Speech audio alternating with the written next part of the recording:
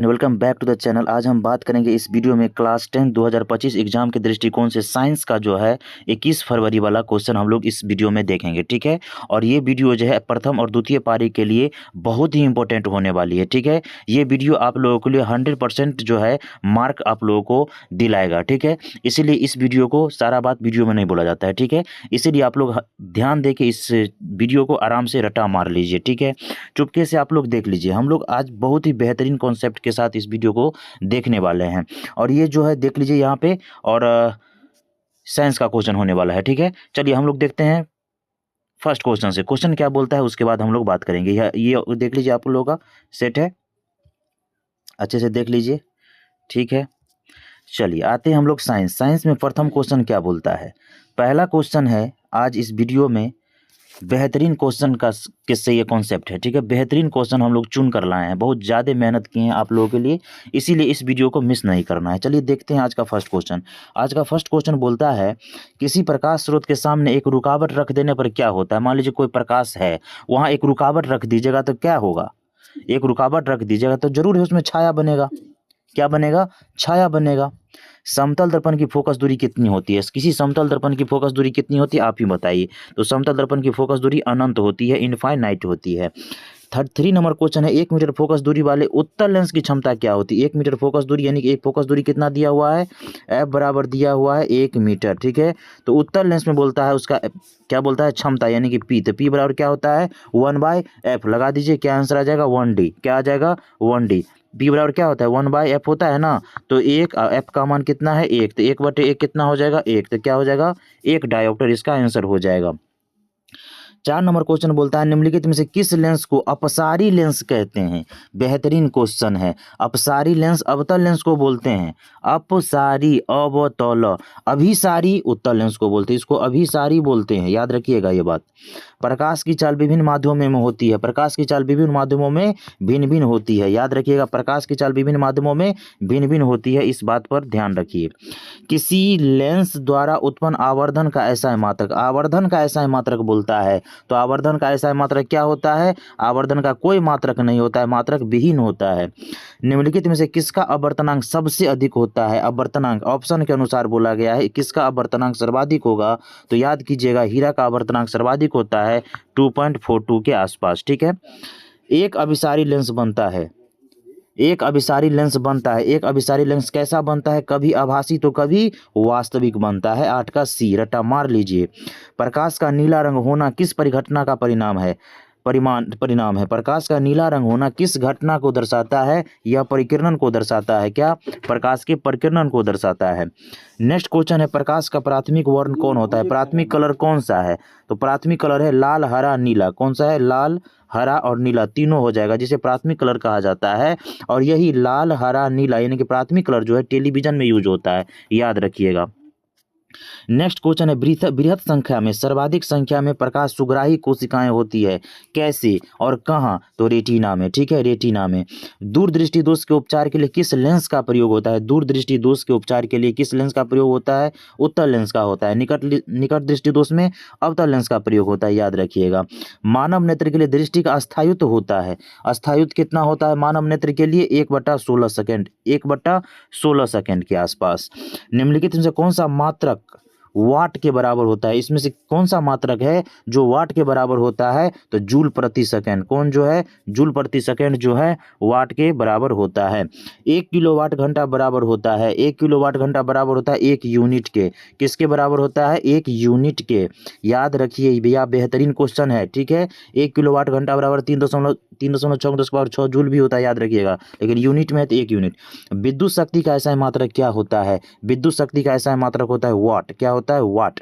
1 kilowatt घंटा अभी तुरंत ऊपर चर्चा किए हैं, तो 3.6 × 10 के पावर 6 जूल, 3.6 × 10 के पावर 6 जूल। याद रखिए, रट लीजिए इस सभी क्वेश्चन को, डायरेक्ट छपेंगे एग्जाम में। आइए नेक्स्ट क्वेश्चन देखते हैं। दाएं हाथ के अंगूठे का नियम को किसने प्रतिपादित किया। बेहतरीन क्वेश्चन है। दाएं हाथ के अंगूठे का नियम को किसने प्रतिपादित किया। तो फ्लेमिंग का दाएं बाएं नियम होता है, ठीक है। विद्युत फ्यूज विद्युत धारा के किस सिद्धांत पर कार्य करता है। विद्युत धारा के ऊष्मीय प्रभाव पर उष्मीय सिद्धांत पर कार्य करता है। 1 MA 1 मेगा एम्पियर, 1 MA किस 1 माइक्रो एम्पियर बोल लीजिए किसके बराबर होता है, 1 मिली एम्पियर बोल लीजिए किसके बराबर होता है, 10⁻⁻6 एम्पियर के बराबर होता है।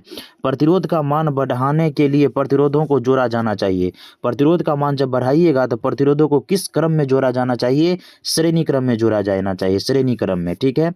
इलेक्ट्रिक हीटर की कुंडली बनाने में किस पदार्थ का उपयोग किया जाता है, इलेक्ट्रिक हीटर की कुंडली बनाने में किस पदार्थ का प्रयोग होता है, याद कीजिए नाइक्रोम का तार होता है। क्या चीज़ होता है, नाइक्रोम का तार का प्रयोग किया जाता है उसमें, ठीक है।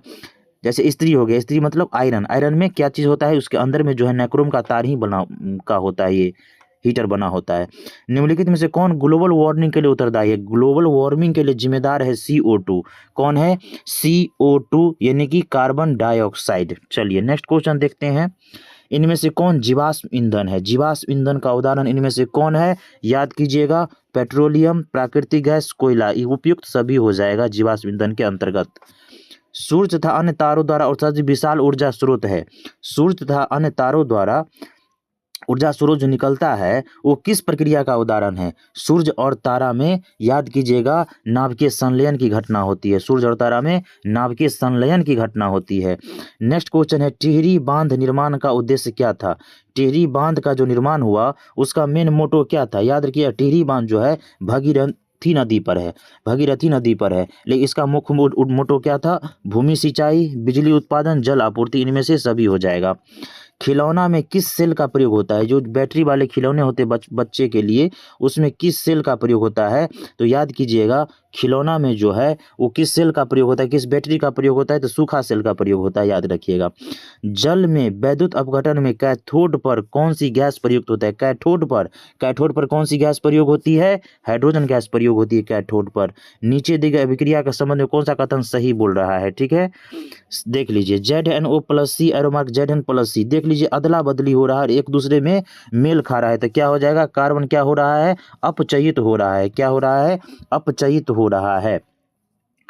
नेक्स्ट है, जस्ता तथा तनु हाइड्रोलिक अम्ल, अम्ल की अभिक्रिया के फलस्वरूप निम्न में से कौन सा गैस बनता है, HCl की अभिक्रिया से कौन सी गैस बनता है, हाइड्रोजन गैस का निर्माण होता है। निम्नलिखित में से कौन सी गैस चूना जल को दूधिया कर देता है, वेरी गुड, इनमें से कौन सी गैस है जो चूना जल को दूधिया कर देता है, कार्बन डाइऑक्साइड, CO2, चूना जल को दूधिया करने वाला गैस CO2 कार्बन डाइऑक्साइड। निम्नलिखित में से कौन सा बूझा हुआ चूना का सूत्र कौन सा है, तो बूझा हुआ चूना का सूत्र क्या है, CaOH का होल 2, CaOH का होल 2, ये क्या है, ये संगमरमर है, ये कली चूना है, ये क्या है, कैडमियम है, ठीक है। अच्छे से रट्टा मार लीजिए, यही क्वेश्चन छपने वाले हैं आप लोगों के लिए, बस कंसिस्टेंसी के साथ रिवीजन के दृष्टिकोण से अच्छे से देख लेना है। दंतमंजन प्रायः होते हैं, दंतमंजन प्रायः क्या होते हैं, क्षारीय होते हैं। नींबू में कौन सा अम्ल पाया जाता है, तो नींबू में साइट्रिक अम्ल पाया जाता है, सिट्रिक अम्ल पाया जाता है, ठीक है। फॉर्मिक अम्ल क्या है, ये जो है चीटी उटी में पाया जाता है, अचार में पाया जाता है। मिल्क ऑफ मैग्नीशियम का pH मान कितना होता है, याद रखिएगा 10 के ऊपर होता है, यानी कि 10.5 के आसपास होता है मिल्क ऑफ मैग्नीशियम का pH मान पावर ऑफ हाइड्रोजन, खोज किसने किया था pH मान का, सोरेनसन, याद रखिए। जस्ता का अयस्क है, जस्ता का अयस्क कौन है, जिंक ब्लेंड, ये क्या है, ये पारा का अयस्क है। बॉक्साइट, क्रोमियम क्रायोलेट, एल्युमिनियम का अयस्क है, ये तो सोडियम के अंतर्गत है। धातु जो सिर्फ अम्लराज में घुलता है वह एक्वारेंजिया, याद कीजिएगा एक्वारेंजिया, धातु जो सिर्फ अम्लराज में घुलता है वह कौन सा है, याद रखिएगा AU। औरम, चांदी, AU, सॉरी चांदी बोल के चांदी का AG होता है। निम्नलिखित में से कौन सा आयनिक यौगिक नहीं है, इनमें से कौन है जो आयनिक यौगिक को नहीं दर्शाता है, कार्बन डाइऑक्साइड, कौन, कार्बन डाइऑक्साइड। हीलियम गैस है, कैसी प्रकृति है हीलियम गैस की, तो हीलियम अक्रिय गैस है, hydrogen, helium, neon, argon, krypton, xenon, radon, ये सब क्या है, अक्रिय गैस है। सबसे कठोर प्राकृतिक पदार्थ कौन है, सबसे कठोर प्राकृतिक पदार्थ है हीरा, याद रखिएगा, प्लेटिनम होगा तो प्लेटिनम मारिएगा, लेकिन इसमें हीरा है तो हीरा मारेंगे। चलिए बेंजीन का अणुसूत्र क्या होता है, बेंजीन का अणुसूत्र होता है CH4, क्या होता है, CH4, तो कौन हो जाएगा आंसर, C नंबर। हाइड्रोजन के दो परमाणुओं के बीच कौन आबंध होते हैं, हाइड्रोजन के दो परमाणुओं के बीच कौन सा आबंध होता है, तो याद कीजिएगा हाइड्रोजन के दो परमाणुओं के बीच एकल आबंध होता है, क्या होता है, एकल आबंध होता है, ठीक है। नेक्स्ट क्वेश्चन है, चूना जल का रासायनिक नाम क्या है, ऊपर भी चर्चा की है, तो क्या हो जाएगा, कैल्शियम हाइड्रोक्साइड, कैल्शियम हाइड्रोक्साइड हो जाएगा चूना जल का। चीनी का रासायनिक सूत्र क्या है? चीनी का रासायनिक सूत्र होता है C12H22O11, C12H22O11। ये क्या है? ये ग्लूकोज है। नेक्स्ट आइए, निम्नलिखित में कौन सा कार्बनिक यौगिक सबसे अधिक अभिक्रियाशील है? इनमें से कौन सा है कार्बनिक यौगिक सर्वाधिक अभिक्रियाशील है?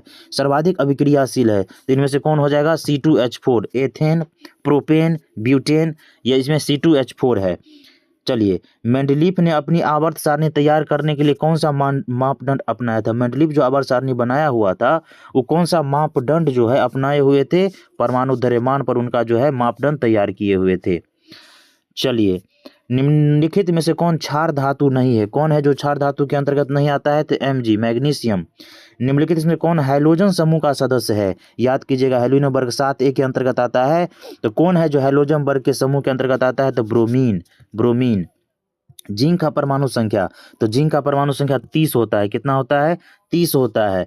निम्नलिखित इनमें से कौन विद्युत ऋणात्मक होते हैं? इनमें से कौन है जो विद्युत ऋणात्मक होते हैं? तो जितने भी अधातु होते हैं निगेटिविटी दर्शाते हैं। राजस्थान के किस ग्राम में चिपको आंदोलन के क्रम में महिलाओं ने जान दी थी? राजस्थान के किस ग्राम में चिपको आंदोलन के क्रम में महिलाओं ने जान दी थी? तो खेजरी। कहाँ? खेजरी। निम्नलिखित में से किसके कारण पर्यावरण का संतुलन बिगड़ जाता है? पर्यावरण डिस्टर्ब हो जाता है किसके कारण? तो कि बढ़ती मानव जनसंख्या के कारण आजकल पर्यावरण डिस्टर्ब हो रहा है, अनेक समस्याएं बाधा उत्पन्न हो रही है। पर्यावरण को प्रदूषण से बचाने का सबसे अच्छा तरीका क्या है? पर्यावरण को प्रदूषण मुक्त करने का सर्वाधिक अच्छा तरीका है वस्तु का पुनर्चालन, वस्तु के उपयोग में कमी और वस्तु का पुनरुपयोग। इनमें से सभी हो जाएंगे। सौर सेल जो होता है, सोलर लाइट में किसका उपयोग होता है? तो सौर सेल में किसका उपयोग होता है? याद कीजिएगा, सिलिकॉन का प्रयोग होता है। किसका? सिलिकॉन का प्रयोग होता है। निम्नलिखित में से कौन मुख्य बायोगैस है? बायोगैस का उदाहरण इनमें से कौन है? तो मीथेन, यानी कि CH4। मनुष्य के दांत की सबसे ऊपरी परत क्या कहलाता है? एनामेल, जो सबसे कठोर भाग होता है। ठीक है। जठर ग्रंथियां कहाँ पाई जाती है? जठर ग्रंथियां कहाँ पाई जाती है? अमाशय में। कहाँ? अमाशय मतलब पेट में। निम्नलिखित में कौन वसा के पाचन में सहायक होता है? वसा के पाचन में सहायक होता है लाइपेज। याद कर लीजिए, वसा के पाचन में लाइपेज। पित्त रस का रंग होता है, पित्त रस का रंग कैसा होता है? हरा। कैसा होता है? हरा। कभी कभी देखिए वोमिटिंग होता है तो हरा कलर का निकलता है, वही पित्त निकलता है, तीता तीता लगता है। पौधे में श्वसन होता है किस माध्यम से? पौधे में श्वसन होता है तना में, पत्तियों में, जड़ में। इनमें से सभी हो जाएंगे, केवल पत्ती मार के खुश नहीं हो जाना है, इनमें से सभी मारना है। एक पौधे का संपूर्ण अंग जो है प्रकाश संश्लेषण की शोषण करता है। याद कीजिएगा, याद रखिएगा। हरे पौधे रात्रि में किस गैस का निष्कासन करता है, मतलब छोड़ता है हरे पौधे? तो याद कीजिएगा, कार्बन डाइऑक्साइड। इसीलिए पेड़ के नीचे सोने की सलाह नहीं दी जाती है। किण्वन के फलस्वरूप कितने एटीपी का निर्माण होता है? एडिनोसिन ट्राइफॉस्फेट का निर्माण होता है किण्वन के फलस्वरूप। तो याद कीजिएगा 2। सामान्य डायस्टोलिक रक्तदाब होता है, डायस्टोलिक होता है, एक होता है सिस्टोलिक। तो सामान्य डायस्टोलिक होता है 80 mmG, ये 120 होता है सिस्टोलिक, और डायस्टोलिक होता है 80, यानी कि 120/80 होता है रक्तचाप। ये अच्छा है कंडीशन में। पौधे में वाष्पोत्सर्जन किस अंग में होता है? वाष्पोत्सर्जन की घटना पत्ती में होती है, रिस्पायरेशन जिसे अंग्रेजी में बोला जाता है। अस्थि क्या है?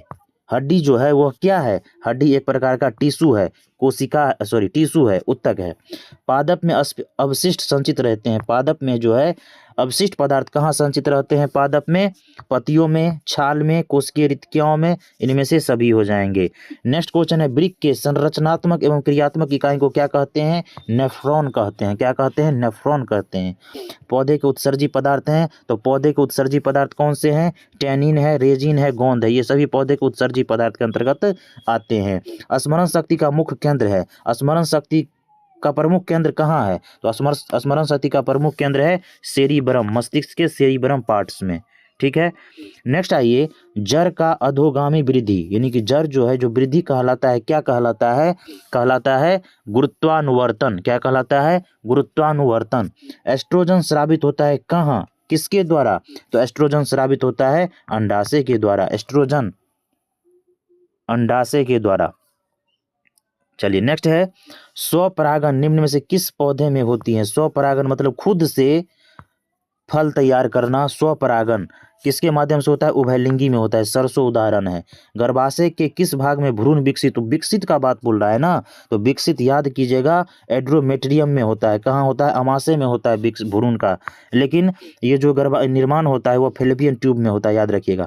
निम्नलिखित में कौन सा भाग केवल पुरुष जननांग में पाया जाता है? पुरुष जननांग में केवल और केवल क्या पाया जाता है? पुरुष जननांग में कौन पाया जाता है? शुक्रवाहिका। वृषण में पाया जाता है शुक्रवाहिका। फैलोपियन नलिका ये सब फीमेल में पाया जाता है, याद रखिएगा। नेक्स्ट है, आनुवांशिकता का पिता किसे कहा जाता है? आनुवांशिकता का पिता ग्रेगर मेंडल को कहा जाता है, जिन्होंने आनुवांशिकता का नियम दिया था, मटर के पौधे का चयन किया था। मेंडल किस देश में ईसाइयों के एक मठ के पादरी थे? मेंडल किस देश में ईसाइयों के एक मठ के पादरी थे? तो वो थे ऑस्ट्रिया के। कहाँ? ऑस्ट्रिया, जहाँ जिसकी राजधानी कहाँ है? वियना। नेक्स्ट क्वेश्चन है, निम्नलिखित में कौन वर्गीकरण के सबसे ऊपरी पायदान पर अवस्थित है?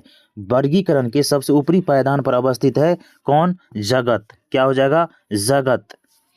सूक्ष्म उपभोक्ता का उदाहरण है। सूक्ष्म उपभोक्ता का उदाहरण इनमें से कौन है? तो हो जाएंगे जीवाणु और कवक। मांसाहारी जीवों को कहा जाता है। मांसाहारी जीव कौन उपभोक्ता के अंतर्गत आते हैं? तो मांसाहारी द्वितीयक उपभोक्ता के अंतर्गत आते हैं। शाकाहारी प्रथम और सर्वाहारी तृतीय उपभोक्ता के अंतर्गत आते हैं। नेक्स्ट है, खाद्य श्रृंखला के प्रत्येक पोषी स्तर का कुल ऊर्जा का कितना परसेंट अगले पोषी स्तर में स्थानांतरित होता है? वेरी इंपॉर्टेंट क्वेश्चन है। तो कितना? 10%। कितना? 10% हो जाएगा। इसका आंसर कितना हो जाएगा? 10%। 10% रट्टा मार लीजिए। तो ये था टॉप 80 क्वेश्चन जो आप लोग एग्जाम में डायरेक्ट छपने वाले हैं। बेहतरीन कॉन्सेप्ट के साथ अच्छे से इसको डिस्क्राइब करके मैंने बता दिया है। रट्टा मार लीजिए, क्योंकि अभी वो समय रिवीजन का ही है, ज़्यादा लोड देने का नहीं है। आपसे बेहतर तैयारी किसी का नहीं है, बस यही मोटिवेशन के साथ रहना है। हम मिलेंगे नेक्स्ट वीडियो में, तब तक के लिए मन लगा पढ़िए। जय हिंद, बाय बाय, टेक केयर, धन्यवाद।